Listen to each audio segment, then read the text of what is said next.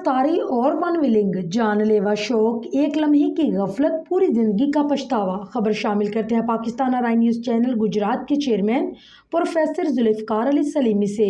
जलालपुर जट्टा, जो हमेशा से तालीम, तहजीब और तरक्की का अलमदार रहा है, वहाँ एक ऐसा खतरनाक रुझान तेज़ी से बढ़ता जा रहा है जिसने शहरियों की नींदें हराम कर रखी हैं। रोज़ाना सुबह के वक्त जब स्कूल और कॉलेज के तलबा अपनी तालीमी दरसगाहों की तरफ रवां दवां होते हैं तो अक्सर सड़कें रेसिंग ग्राउंड का मंजर पेश कर रही होती हैं। बिलखसूस government Islamia high school number 2 वाली सड़क पेटियावाला चौक तक रोज़ाना सुबह के औकात में तलबा की तेज़ रफ्तारी और वन व्हीलिंग की शिकायत आम होती जा रही हैं। आज भी एक ऐसा अफसोसनाक वाक़या पेश आया जब एक वालिद अपनी बेटी को स्कूल छोड़ने जा रहा था और एक तेज़ रफ्तार मोटरसाइकिल सवार व्हीलर के टकराने से वो दोनों बाप बेटी जख्मी हो गए।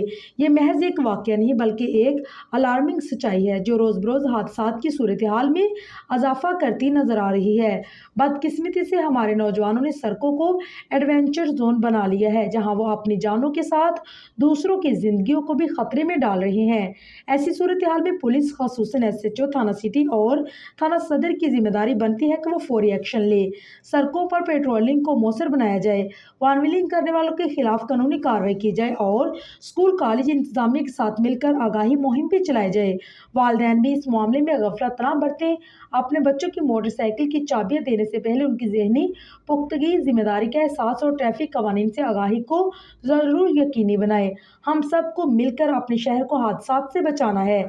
आए आज अहद करें कि हम न सिर्फ खुद महफूज रहेंगे बल्कि दूसरों की सलामती को भी अपनी जिम्मेदारी समझेंगे, क्योंकि एक लम्हे की लापरवाही पूरी जिंदगी का पछतावा बन सकती है।